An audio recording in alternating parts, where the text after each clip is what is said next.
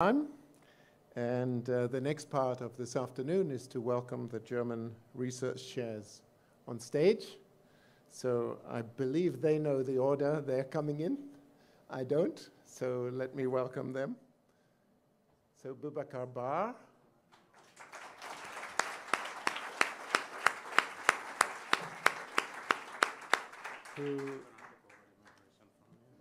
Yeah, do you want, shall I introduce you briefly, very briefly? Okay. He was here in South Africa initially, and he's now moved to Gambia, and he's going to tell you about very exciting work he's doing there. Thank you.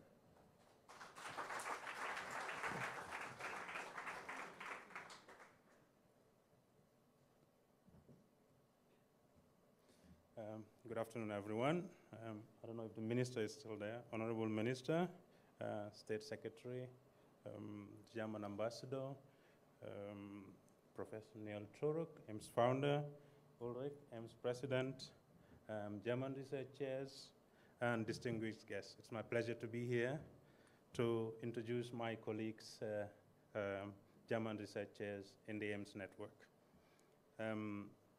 We are going to try to introduce ourselves just by, in the spirit of we are who we are because of others, right? So we're not going to be talking about any technical math stuff today. So we'll start with Mustafa Fall. Mustafa Fall, welcome. Can you come and say something about, do you have the mic? Free mic? Can I have the free mic?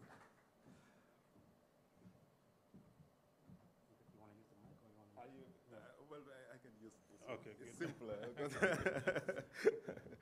So thank you very much. Good afternoon to everyone. Boubacar, what you asked me is very difficult. Tell me who you are. It's extremely hard. I am no one, in fact. I'm just someone who's trying to struggle with the mathematics within Africa and try to give example to the youth. So this is how I can simply describe myself. So I see maybe young students, high school maybe, and probably I think this is one of the reasons why also we should say something a little about our story, right? So, well, like most of you, so we come from very far away, from very small villages, and maybe with parents who have been to school or not in all of this. But in my case, I was somehow lucky, yes, that I was been able to do some competitions in primary school. It was a luck. I can have no explanation that I was able to do that. I was good in that, and that's in primary school. Yeah, and then, so some lecturers think that I had some skills in mathematics, and they encouraged me to go, to move. But when the time to choose to do mathematics comes, it was it was quite difficult because since my parents didn't go to school, when I asked them what am I going to follow for my studies, so they just told me, well, just choose the one that brings quickly money, the branch. So I checked, I see mathematics and technology and so on, industrial drawing. I say, okay, this should be the hardest. Let me take this. But in fact, at that time, I didn't know that I was, in fact, choosing the one that is the poorest, in fact, as a mathematician. Later, the choice comes with challenges that most of the times they say the discipline is difficult, you know, it's very hard, and this is where my choice was really going. Whenever people say it's hard, no one will succeed in this, no one will be able to do it, this was my main choice, really. That was the reason that I chose mathematics, and we were three at the bachelor degree. We had mathematics and computer sciences, and we were only three to go to do mathematics in a bachelor degree. So we were 60 at the University of St. at that time. So it's just because we wanted to do something difficult. But it is difficult, but it is interesting because you have a lot of freedom to think, and you have a lot of possibility to share knowledge, to connect, to discuss with other people, to travel. And I think this is, of course, if you talk about the future of Africa, if you talk about the youth of Africa, this is the only way that we can think about the development of Africa. So as I'm saying, research is local connections and international connections. So this is where now comes my story with the Alexander von Humboldt Foundation with the German researchers, which is a very long story, but I will shortcut it, right? Very short. It was some years ago, around 2012, that so we were doing a Humboldt tour where we were visiting 15 cities in Germany for 15 days. It was a fasting period, exactly like this period. Then I met someone who was working in the Alexander von Humboldt Foundation, Chad Weiler. And he was telling me, we want to open, there is a new MC Institute in Senegal, and we want to build, we want to support EMS by having a research chair. I was very young. I said, well, okay, that would be very interesting. I didn't know very well EMS, of course, but I checked in the email and in the website. I saw what was it. Then he asked me, what do you think a researcher would need who is moving to Africa? Because at that time, the people were really building something. And I told him, well, the best thing that you need is really to allow the person to travel and to have access to documentations if you are wanted to do something fundamental mathematics. Some years later, well, maybe yes, I saw a call, and the call was professorship in mathematics and its applications at M Senegal. This was the call. I received the call. I say, okay, let me apply. But, well, when I look at professors, I'm too young, because the professors in Senegal that I knew, or maybe in Africa, they should be very old. You cannot The recording has stopped. You cannot see a young professor. That's impossible. So I write to the Humboldt Foundation, and this is Michaela, so I write, okay, so I want to apply to this position, but I'm very young. What do you think about? Because she said, well, send me your CV. I send my CV. She asked me that you can apply. And this is how things come. And so I do not regret anything. I think I was able to do what I could during these 8 years that I was a German research chair. Thank you very much. Thank you very much, Mustafa. You want to stand somewhere there? Because we want to have everybody on stage. You just stand there, right? Good. Can we have Olivier? And try to shorten. When you ask professors to talk, they can talk for the whole day. Hello, everyone. Good afternoon. So I'm Olivier Menuke-Pamen, one of the German researchers based at Ames, Ghana. Okay, a bit on my background. I was also born from a family of parents who didn't have tertiary education. So my mom was a trader, and pretty soon we lost our dad. So I studied, I would say, in a radius of 500 meters. Like high school was, primary school, high school, university. It was in Yaoundé. Those who know Yaoundé, I was in Lycée Leclerc, CS Ngoikele, and then I went to Gendarmerie Mobile, so some small school. So it was very, very close. And then my mom was like always trying to have her kids around her. Then I got this scholarship to come and study in South Africa. It was like a big jump, because at first when I started, unlike Mustafa at the uni, I didn't want to do maths, actually.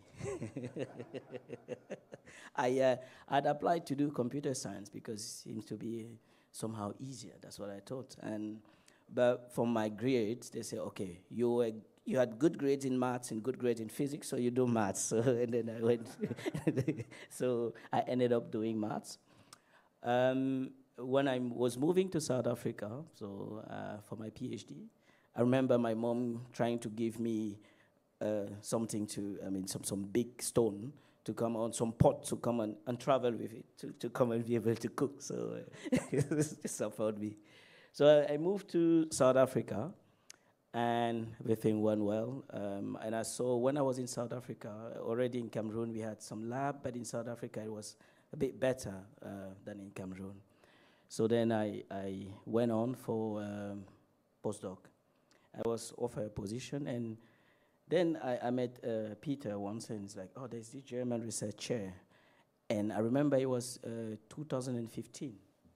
And I was getting married. I said, no, I don't have time to think of German research. I have to be focused. And I think few weeks before the call closed, I sent an email, and then it's still open. Then I apply. I came to Ghana, and I think Michaela knows I somehow missed the flight, and I don't know, and then I managed to be there in time, so that everything was fine, and things went well. I mean, what I would say, the German researcher, when I was thinking, it was to have the possibility to have the best training for the students, for the graduate students, and that's what the German researcher gave. So I was always thinking, to do research, you need books. To do research, you need computers, to do computer facilities. To do research, you need internet. And I think this is what I try to build upon, trying to make sure that those who will be doing research do not miss anything. And then this was a sole opportunity. And then one thing I always keep in mind is once I organize an event with some of the guys in our field, we wrote some books, and a student approached me and say, oh, I would have never known I can meet this person because I've only read this book. So that was the opportunity we had. And you could do the type of research you wanted. You could really impact what you wanted. And socially, being in Ghana, I think it also changed my way of thinking, doing mathematics. As I said, my mom was a trader, yeah, and then I had, when I was going in the car, I saw this lady selling around the road. And I talked to this person who has a microfinance firm, and I was saying to her, but how do they survive? Because the microfinance will give loan with quite high interest. And I told myself, what do I do to solve these kind of problems? And then this is something that I think if I wasn't in Ghana, I wouldn't have thought that. Thank you.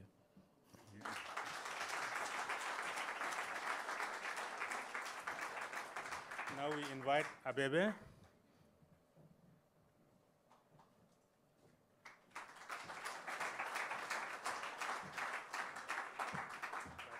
Good afternoon, everybody.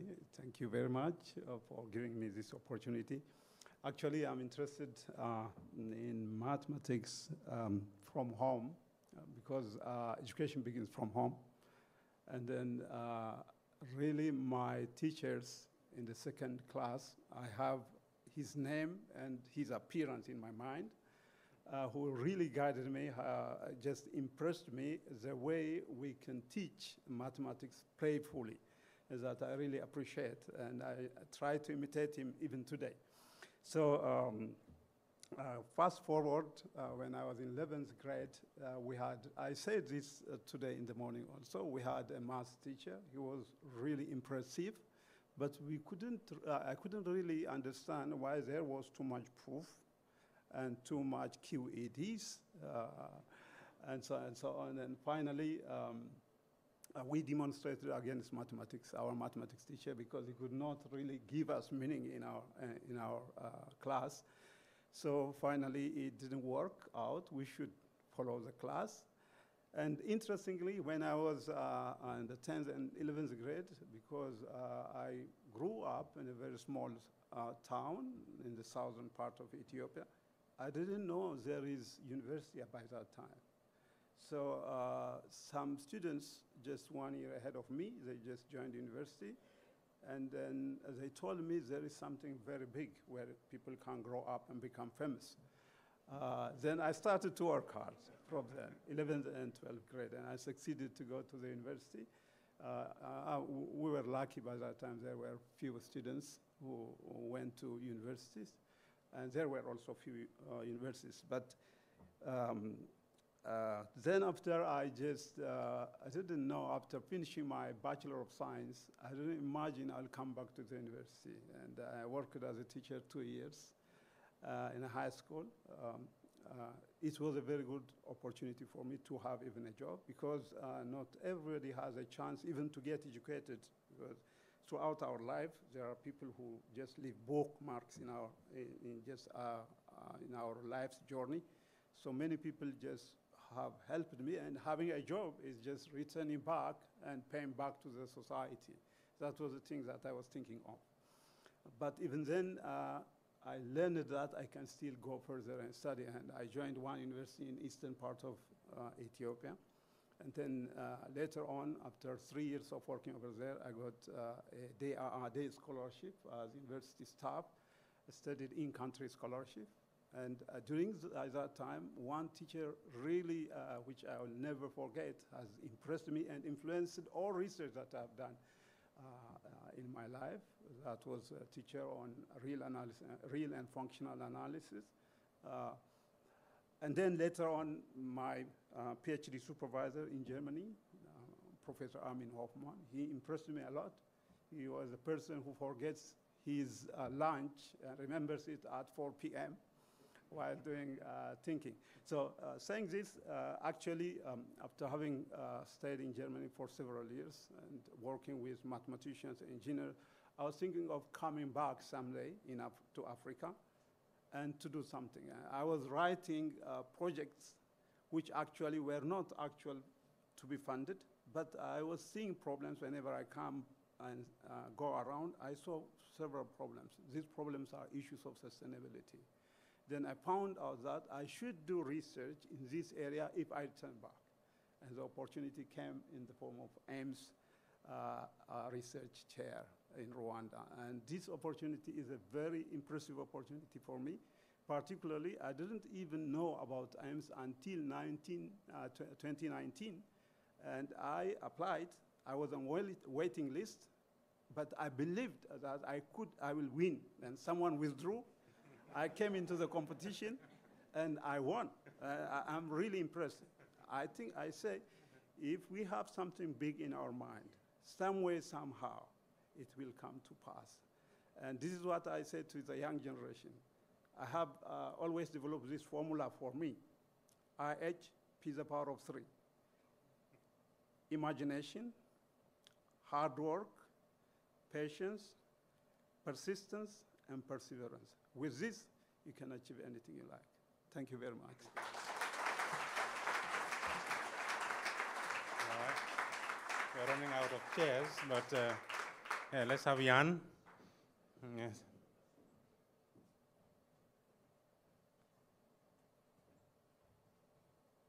Jan, you should save the day, okay? Make it 3 minutes, okay? Well, okay. Good afternoon, everyone. My name is Jan. I am based at Ames Rwanda in Kigali. I am a mathematician and a computer scientist.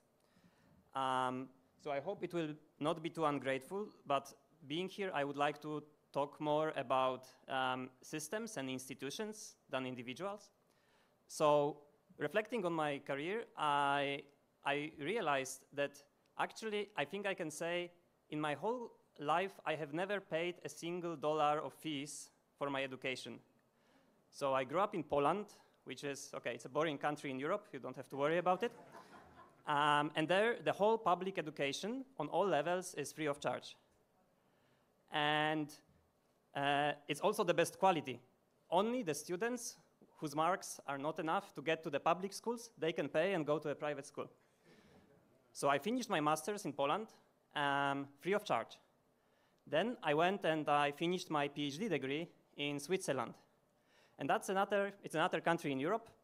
And it's another place, you know, they did not pretend, oh, you are a PhD student, you should pay a fee.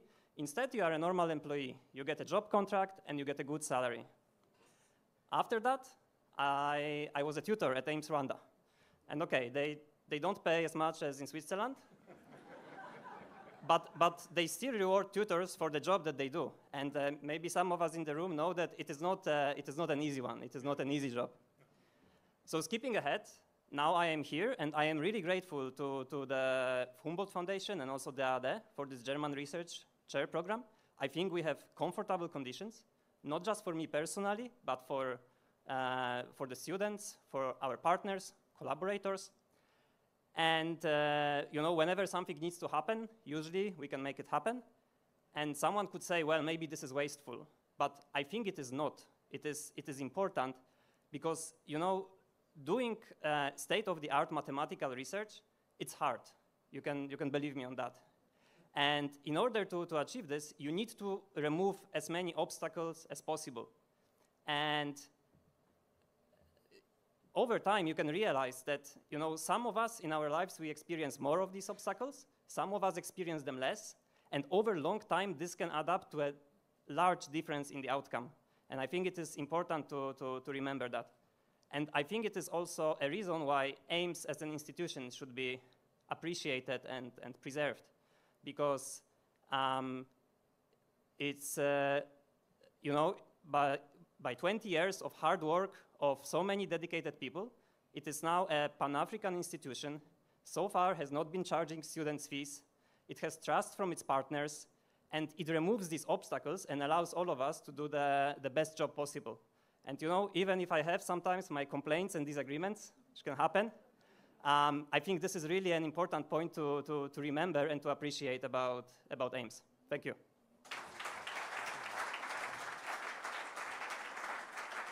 Thank you.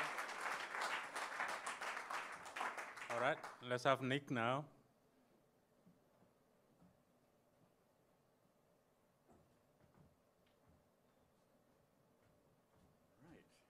Thank you. Good afternoon, everybody. So I'm Nick Monk. I'm a research chair at AIMS Ghana. So I'm the second research chair at AIMS Ghana after Olivier. And I'm a mathematical biologist. So I'm really a biologist, I suppose. So like Olivier, I also didn't go to university. Well, I didn't actually go to university to do mathematics. I went to do natural sciences. And I became a mathematician because I really didn't like doing experiments. That is the truth. So why am I a mathematician? Because I really didn't like labs. So, but then, of course, I discovered that actually the language of mathematics, that is what I really enjoy of using it as a tool for thinking about many different things. And that's what I then realized as an undergraduate. There's so many people that support you and to thank, but I'd also like to say something about communities. So having grown up over a number of years now as a mathematical biologist, when I started, it was a very niche area. Now it's very popular. When I started, it was a very strange thing to do. And the majority of biologists I would meet would really dismiss the idea that mathematics was a language that could be used in any meaningful way to understand biological systems, which are far too complicated and complex. They would claim that you were a physicist coming in and you really didn't understand how you should do this. And so actually, it's the community of people I've found over the years who have trusted in me. I've been in all sorts of different departments. I've been in computer science departments, in medical school, in biology departments, in engineering institutes, and finally, actually only very late on, back in maths departments. So I've spent my time actually being given trust by these people who actually accepted a mathematician and thought that it was worth actually trying to interact. And this comes back to something Neil said about cultures. And obviously with AIMS, we're talking about the culture of Africa and bringing this and increasing its prominence in the world culture of research. But I feel that's something I've always been doing, is actually bringing the culture of mathematics into research cultures where it's not necessarily a natural thing to do. And that, for me, is the most stimulating thing. And that's really why I'm here as a research chair in Africa. Because again, in mathematical biology, I think what you need is creativity. And what a newly emerging discipline like mathematical biology needs new ideas, new thinking, and creativity. And what I saw from teaching at AIMS in the past was exactly that spark in the eye, again, that Neil referred to. But not just in the eye, because I was there and teaching these students. And realizing that, I have a selfish reason for being here, because there's an incredible resource in the AIMS students and in the broader community here of that lack of constraint by being in a very well-established system and having to be creative because you're coming from a difficult background, because you haven't got that well-set-up structure of PhD and postdoc and lectureship. And it's a brilliant resource and really important for the future of all disciplines that have been referred to. I think particularly mine, and so I'm really, really grateful, again, that the trust that the Humboldt have shown, that AIMS have shown in allowing me this opportunity to start developing mathematical biology at AIMS Ghana. So thank you, everybody. Thank you. Now let's call the youngest, Mamadou C from Senegal.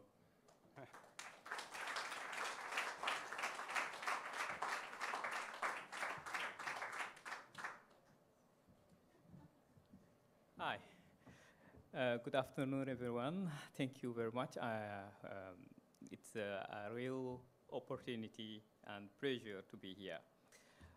My name is Mohamed Si, German research chair at AIMS Senegal. I started in last August. For the mathematics, I was very passionate. As far as I remember, I was very passionate very early, actually. And the farthest that I can think is about the riddles. You see those cultural exercises that people are making, especially young. So I was really very passionate in riddles.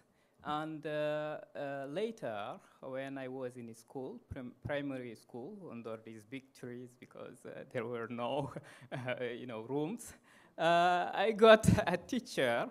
She was really great to transforming mathematical problem to readers. And it was really very nice to see this perspective on problem solving on mathematics. And I was very impacted in this way of seeing mathematics. And then later in high school, like Mustafa, I was very lucky to participate in a lot of mathematical championship, all that stuff. So it was really very, very great, these Olympiad, regional and national Olympiads. In university, I did my university in France. After my high school, I went to France too. I was very interested in mathematics and physics. I would say equally interested in both domains. And it was very hard at the third year to select one of them. I remember that I ended up just taking a coin to flip. So head was mathematics, I remember of that, and tail was physics. So I flipped, it was tail, so physics. Then I flipped again, and I am here to do mathematics. So then many years later, I have heard about AIMS Senegal, and then visited 3 times Mustafa, who nicely invited me at AIMS several times when I'm in Senegal or in Mauritania. And then I found a really very interesting program and then framework, and he explained me a lot about the program itself, and invited me to apply. And a few months later, I applied to the GRC program, and I was selected 1 year ago, and I started just a few months. Aside from that, I wanted to have just maybe 1 minute to talk about some work that is really very important for me, which is what I call the scientific empowerment of African languages. I am very interested in this question because, the problem is the following. In Africa, most of people use only their mother tongue. Most of people, really, if you do statistics, maybe the number is very high. And the thing is, when children go to school, they have something like thousands of words they know at the age 5 that would help them to say the word around them, to understand some discourse, some orders, some messages, etc. And then to help them to learn. And in most of systems that we have now, when children come with all these potential, they cannot use them because the system does not admit their languages at school. And I think this is just a problem because, you know, why starting over learning that this is a tree, this is a shoes, and you know already that. I mean, you could just explain why the trees and what they are doing and how to save them, for instance. But no, you cannot make that type of discourse. And the other problem, which is complementary to that one, is that the population also get hard time to get the scientific information and the knowledge. So this is just a problem. If you want to explain some disease to population, so you need really to do that in a foreign language, and it will be just very hard to spread in the population. And what is concerned here is just a social development. Toward, I mean, this issue, what I had initiated a few years ago is this scientific empowerment, which consists in writing mathematics in African languages. I wrote up to now 4 books. 3 of them are about mathematics, elementary, secondary, and university mathematics in Pular language. And the last book was about, I mean, it just appeared 22 of February, last 22, which was the International Day of Mother Languages. This was about scientific methods and critical thinking. Because those children, Mustafa has the Ramanujan Prize. And Ramanujan, how he learns mathematics.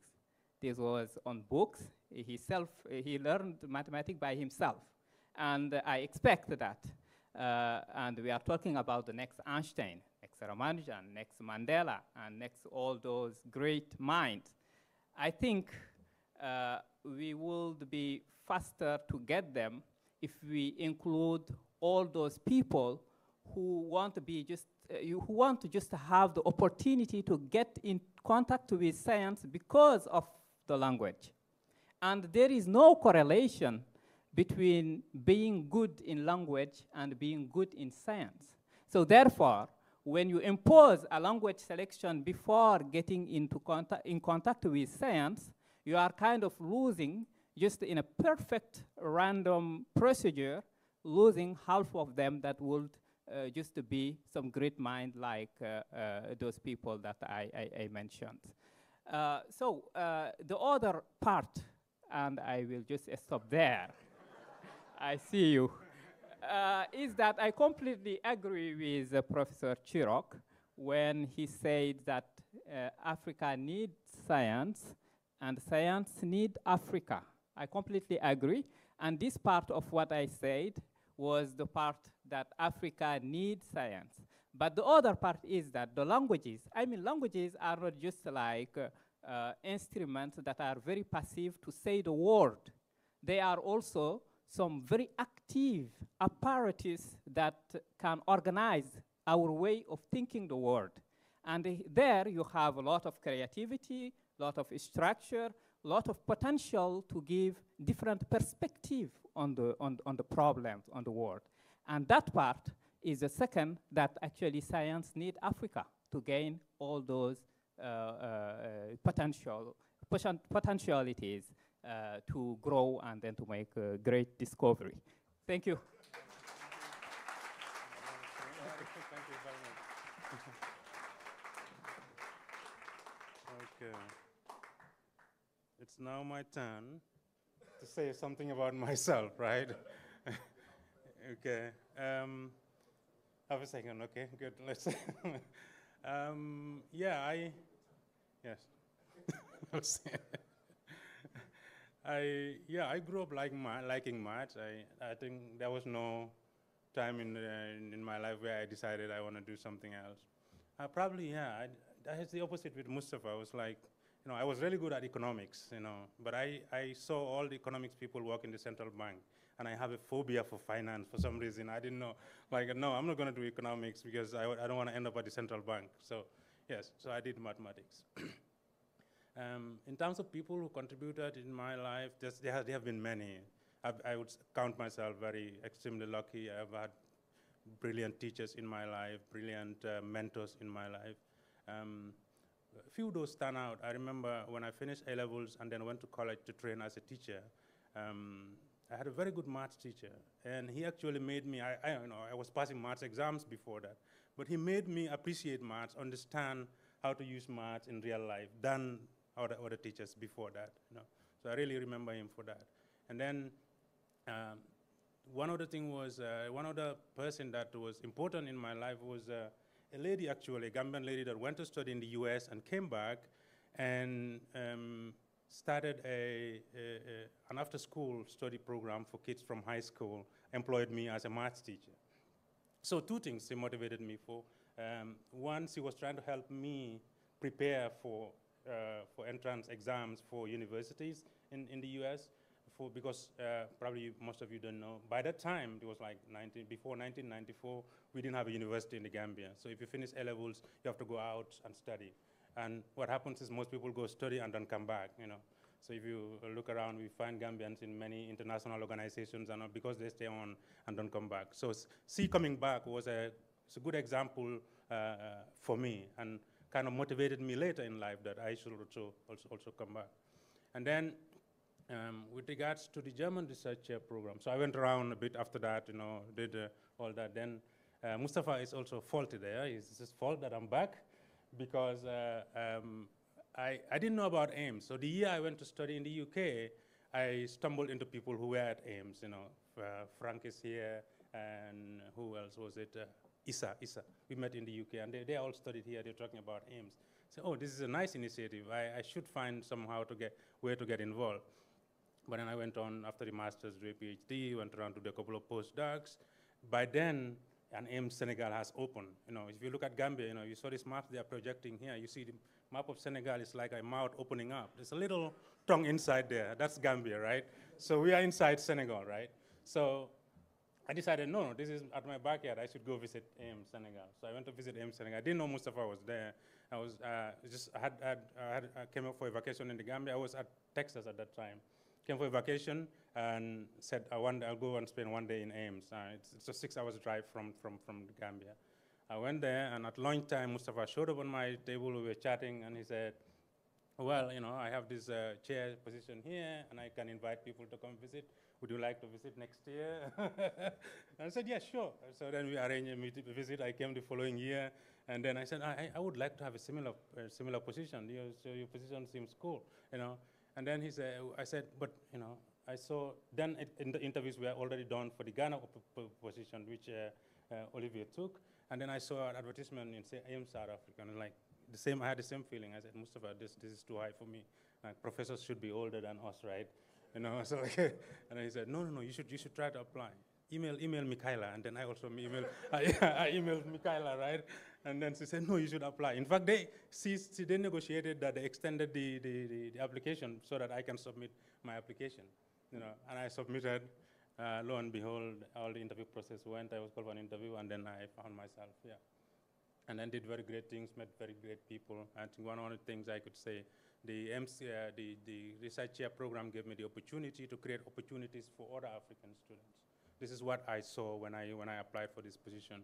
And I've been involved with a lot of grassroots movements, but also training young Africans, giving them opportunities that probably they wouldn't have. They interacted with good professors that they wouldn't have the opportunity to interact with if I were not here. The other thing is, they gave me the opportunity to have a very good network. And this is, again, you are who you are because of others. So I don't see the network only as a professional network. In fact, we are almost family, Peter is here from TU Berlin, and I have people from Tübingen, we are almost family, And we work together on maths problem, but we don't only stop there. We also relate at personal level. So this position gave me that. I thank the BMBF and Humble for this.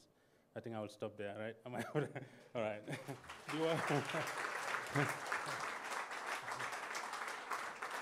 Do we all want to come up?